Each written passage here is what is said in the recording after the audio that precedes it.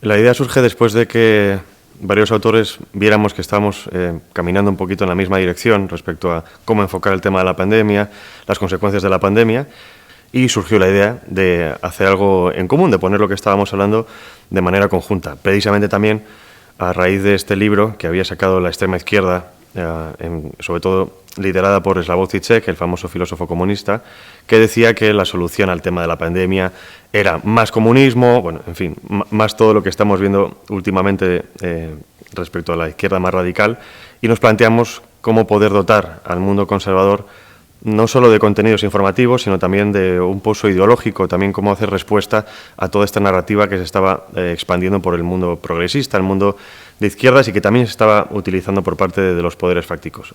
Y de alguna manera tener también esas armas para poder enfrentarse a lo que estaba por venir, porque había mucha gente que no comprendía qué estaba ocurriendo, que no sabía por dónde estaban viniendo las cosas, y el objetivo era ayudarlas. Y la verdad es que estamos muy contentos con el resultado. Es difícil decir exactamente quién lo ha hecho y por qué, quizá lo más importante sería pensar en las consecuencias, pero según algunos científicos han dicho que el coronavirus era imposible que mutara, no lo había hecho hasta ahora del mundo animal al mundo humano, pero han encontrado dos proteínas, en concreto la S y la E, que estaban al 100% idénticas entre el coronavirus del mundo animal y el que está infectando a los seres humanos. Los virólogos dicen que es imposible que esas proteínas estén exactamente al 100% idénticas si no han sido tratadas en un laboratorio.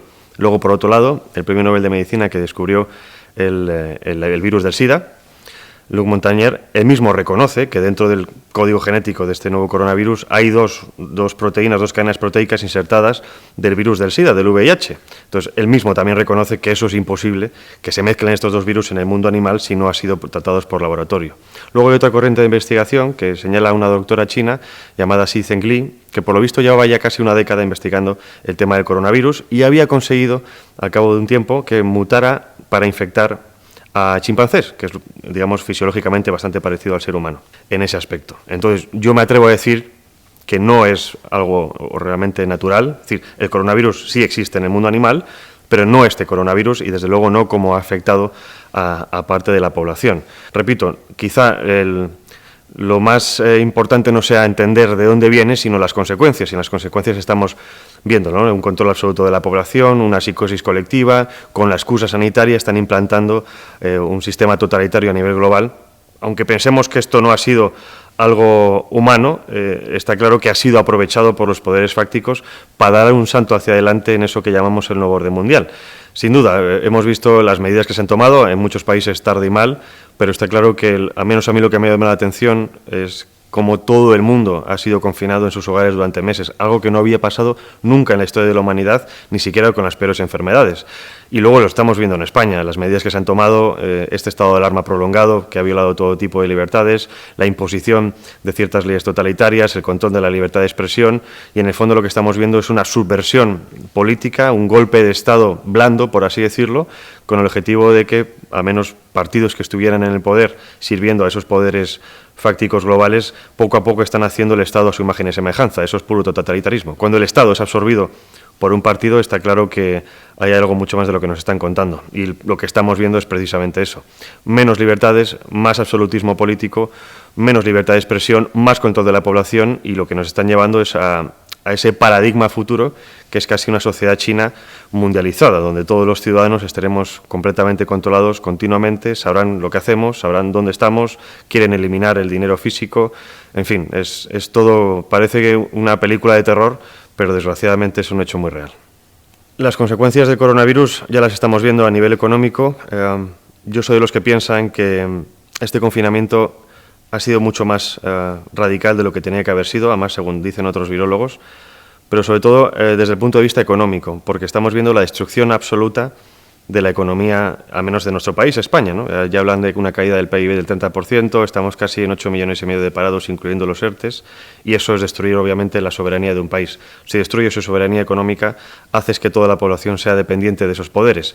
De ahí que vengan estos nuevos adalides de la libertad diciendo que esta nueva paga universal va a servir para mantener a esa población hasta cierto punto. Pero si nos fijamos la relación de ciertos personajes del Gobierno, como Pedro Sánchez, con George Soros, que lo llamo yo títere porque se ha reunido con él y además no ha comunicado al Consejo de Transparencia que se ha hablado en esas reuniones, vemos a este mismo George Soros, que es el que estaba utilizando Europa para empezar a que se empezara a hablar y aceptar el tema de los eurobonos, los bonos perpetuos, y eso hay que entenderlo como deuda perpetua. Es decir, cuando un país tiene una deuda perpetua, eso significa que no trabaja para sí mismo, sino que trabaja para los intereses de otros. Entonces tenemos, por un lado, una crisis económica, yo creo que hasta cierto punto buscada, para conseguir una debacle de los Estados-nación, para conseguir que la población, al ser sustentada por los mismos gobiernos que les controlan, necesiten ese dinero por parte del Estado para subsistir. Lo hemos visto en países como, por ejemplo, Venezuela. Entonces llega un momento en que la población no puede luchar más allá del día a día, tiene que luchar por subsistir, por lo tanto estás eliminando un problema del día de mañana. El Gobierno lo que no quiere en ningún momento es que haya un alzamiento, que haya una revolución por parte de la población a pesar de todo lo que están haciendo, y la mejor manera es empobrecer a la población. Esto no es de ahora, esto se ha aplicado en cientos de años, es decir, cuando quieres dominar a una población lo que tienes que hacer es oprimirla, y es lo que estamos sufriendo hoy en día. Las consecuencias sociales: el distanciamiento social, la deshumanización de la sociedad, la deshumanización de las personas, la desconfianza en el vecino. Entonces, han creado una sociedad, desde mi punto de vista, psicótica, un gran hermano a lo grande, en el que todo el mundo nos estamos mirando, desconfiamos de nuestro prójimo y, por lo tanto, está rompiendo todas las relaciones sociales básicas. De hecho, uno de los periódicos de George Soros, Open Democracy, al principio de la pandemia, ya estaba llamando a la destrucción de la familia nuclear como previo paso para conseguir la libertad de, ya sabemos, los colectivos LGTB, etcétera. Y ahí lo que subyace es la destrucción del último reducto de libertad del humano, que es la familia. Primero, obviamente como sitio de libertad, pero luego como transmisión de valores y como sistema de defensa último frente al totalitarismo de Estado. Lo que más me ha sorprendido es que precisamente no solo algunos periodistas como yo, sino que además los mismos gobernantes, estoy hablando de la ministra portavoz Montero, que dijo en una rueda de prensa que lo que llevamos es al nuevo orden mundial. De hecho, al presidente del Gobierno, en la sesión de control del 22 de abril, se le escapó, bueno, hubo ahí una contradicción entre unos papeles de su discurso filtrados a los medios de comunicación previamente, muy diferentes a los que dijo. Lo que filtraron los medios de comunicación, obviamente porque ya lo tenían, era que la pandemia tenía como objetivo la gobernanza mundial, entre otras cosas. Él cambió en el estrado tener como objetivo a tener como efecto. Entonces estamos viendo que de alguna manera todas esas piezas que desde hace años muchos veían de alguna manera inconexa ya se están encajando y ya están hablando de ese nuevo orden mundial. Por otro lado, activistas y filósofos estaban pidiendo a Naciones Unidas que hicieran una constitución universal. Entendemos muy bien por dónde va todo eso. Quieren eliminar el dinero físico, es decir, el control absoluto de qué se gasta, en qué se gasta y en dónde estamos. Y estos son los pilares básicos, es decir, primero, un gobierno único. Segundo, una economía única, queden como entes vacíos, no ya como estados soberanos, sino simplemente como reguladores de otras leyes que vengan a nivel internacional. Recordemos que en el caso europeo, el 80% de las políticas, al menos las que se aplican en España, vienen dictadas por Bruselas. Lo poco que nos queda suele ser política fiscal. Están mezclando una pandemia exclusivamente sanitaria con todo tipo de medidas políticas y económicas que no tienen ningún sentido. Espero que la población se dé cuenta cuanto antes porque vamos a un control absoluto. Cuando me refiero al comunismo para las masas, no quiero que la gente me entienda como algo ideológico, pero sí que me refiero a comunismo en cuanto a forma de Estado, es decir, un Estado absoluto que te dé trabajo, que te dé dinero, que no haya nada o prácticamente nada fuera del Estado y que no haya iniciativa privada. De hecho, esa destrucción de la economía va encaminado a eso. Es devastador. Y lo que estamos viendo, por otro lado, es que esta élite cada vez tiene más poder. De hecho, en esta crisis también ha aumentado su poder económico y, por lo tanto, su poder político. Entonces, de alguna manera, lo que están haciendo es, o van a conseguir, es eliminar la sociedad, la clase media, depauperarnos a todo el mundo, conseguir que esa clase baja sea prácticamente universal. Y haya tres escalafones. Por un lado, la población civil. Por otro lado, la clase política, que se va a arrodillar y va a ser completamente servil de esos poderes internacionales, con el objetivo de mejorar su calidad de vida, y luego la élite global, política y económica, que va a ser la dueña del mundo. Lo que me temo de todo esto, y ya lo están advirtiendo algunos analistas y expertos en inteligencia, es que nos quieren llevar a un mundo despoblado. Es decir, esta gente que le gusta mucho el tema de la despoblación, lo llevan diciendo años, incluido Bill Gates, diciendo que somos muchos. Entonces vamos poco a poco encaminado a ese mundo en el que el ser humano no va a pintar nada, ya no somos el objeto máximo de la creación, sino que simplemente somos una herramienta más de los poderosos. Entonces ellos poco a poco quieren eliminar esa población, quieren que se mantenga como pueda, porque en ese futuro que han diseñado para nosotros sobramos. Yo soy de la opinión de que este gobierno, en general ninguno de los últimos años, pero en concreto para nada trabaja para el bien de los españoles. Pedro Sánchez es el títere de George Soros, de hecho lleva trabajando años en su entorno, colaboró con el National Democratic Institute, financiado por la Open Society Foundation, se reunió con él de manera secreta, fuera de agenda pública, nada más llegar al gobierno, y cuando se considera secreta significa que hay algo que ocultar. Obviamente entendemos que estos personajes están trabajando para otros intereses. Pedro Sánchez también se reunió hace unos años con Bill Gates, de ahí entendemos que hace poco diera una subvención de 125 millones de euros al proyecto de vacunación universal que pretende este multimillonario, y luego vemos que va un poquito en la línea de esta gente internacional. Pedro Sánchez fue el primero en pedir esos bonos perpetuos, al mismo tiempo que también George Soros lo recomendaba. Entonces, en política no hay nada fortuito, no hay nada casual. Todo está hecho por un algo y un porqué.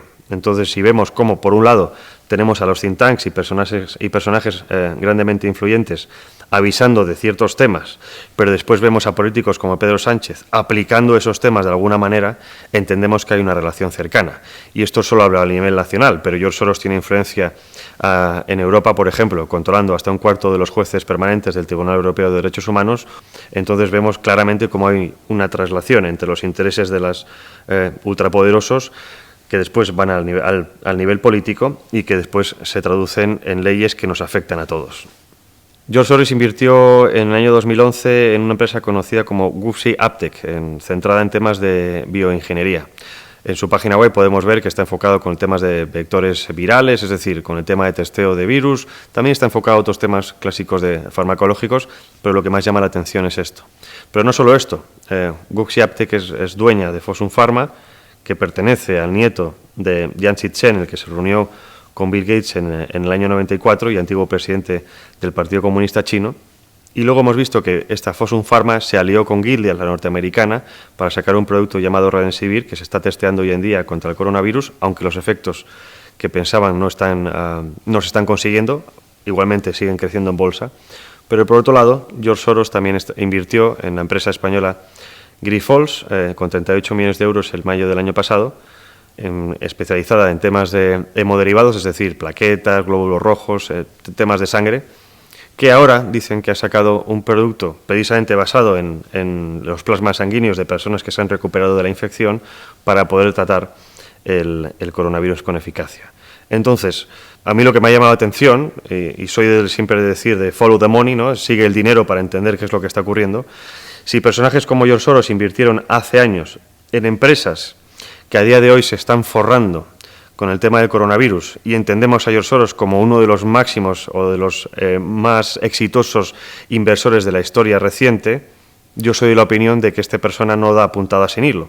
Por lo tanto, no creo que se hubiera arriesgado a invertir en empresas biotecnológicas en China, además con sede en Wuhan, o incluso en una empresa española dedicada a hemoderivados, si de alguna manera no sabía qué iba a ocurrir, porque ahora mismo las acciones de Grifols, entre otras, han aumentado un 35%. Vale, con Bill Gates hay que tener en cuenta que lleva años avisando de que iba a venir una pandemia muy parecida al coronavirus, que iba a matar a 30 millones de personas en todo el mundo. Después de una charla, poco después, esto fue en 2015, poco después de una charla en las conocidas como TED Talks, en las que decía que la población iba a aumentar a 9.000 millones en los próximos años y que podría reducirla entre un 10 y un 15%, dicho textualmente por él, combinando tres cosas: vacunas, el sistema sanitario y lo que llama él salud reproductiva, que es el eufemismo para decir aborto. Y esto lo ha dicho alguien como Bill Gates, a pesar de que hoy en día se le blanquee la imagen diciendo que somos unos conspiranoicos, los que entendemos que él es un peligro para la humanidad, etcétera, etcétera. Personajes como él son los que están aplicando políticas para despoblar el planeta. Y no solo eso, también para el control del resto de la población, como se está aplicando en China. Bill Gates invirtió hace tiempo, Bill Gates, la fundación de Bill Gates, también Microsoft, invirtió en el proyecto conocido como ID 2020, que es una especie de pasaporte digital para el resto de la humanidad. Ellos siempre argumentan diciendo que hay parte de la población que no tiene ni DNI ni pasaporte y que esto facilitaría de alguna manera que todas estas personas tuvieran un registro. Siempre hay que mirar las cosas desde el otro lado de la valla. Cuando entendemos que les interesa un registro, no es por amor al prójimo, es obviamente porque les interesa un control de la población. Y por otro lado, un pasaporte digital en el que tuviéramos un registro de nuestro histórico laboral, de nuestro histórico médico, de nuestro histórico económico, porque lo que toda esta gente quiere es que todo, obviamente no lo suyo, sino lo nuestro, sea público, sea abierto y sea completamente controlado. Completamente, el peligro de las tecnologías que quieren implantar de control de la población, por mucho que las pinten positivas, y es cierto que algunas tengan seguramente algún uso positivo, está claro que lo que esconde es algo mucho mayor, ¿no? Es que es la dictadura, lo que llamo yo el campo de concentración tecnológico. El tema de estas aplicaciones de control por el tema del coronavirus son peligrosas, primero porque vienen patrocinadas por Apple, Google y están apoyadas también por los gobiernos. Apple y Google se aliaron con el gobierno español para implantar, no solo en España, pero bueno, obviamente hablo del ámbito español, pero para implantar estas aplicaciones de control que de alguna manera dicen que activarían de manera perpetua nuestro Bluetooth para que, precisamente, mientras vamos por la calle, pues compartan información nuestros dispositivos móviles. Esa aplicación tendría que tener información de nuestro registro sanitario, que se compartiría con el Ministerio de Sanidad y posiblemente con terceras empresas. Entonces estamos viendo a día de hoy cómo la gente ha dado completamente sus libertades, que nos ha costado cientos de años conseguirlas, de la noche a la mañana simplemente por el miedo a un virus. Es decir, nos han convencido de que tenemos que dar nuestra libertad de expresión, nuestra libertad de reunión, nuestra libertad religiosa, con el objetivo de no ser una especie de bomba atómica biológica. Primero es tecnología militar. Todo lo que llega a la población siempre primero es tecnología militar que después tiene aplicaciones sociales.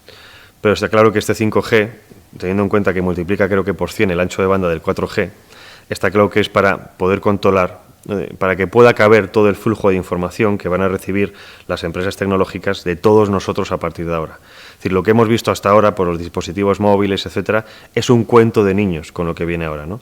Están implantando cámaras de lectura biométrica, están implantando cámaras térmicas y todo eso obviamente no es posible manejarse de alguna manera si no se tiene el ancho de banda necesario y ahí es donde viene el 5G. A mí me llama la atención los tiempos, sobre todo de implantación. Recordemos que el 5G sale en China, si no me equivoco, en septiembre-octubre del año pasado.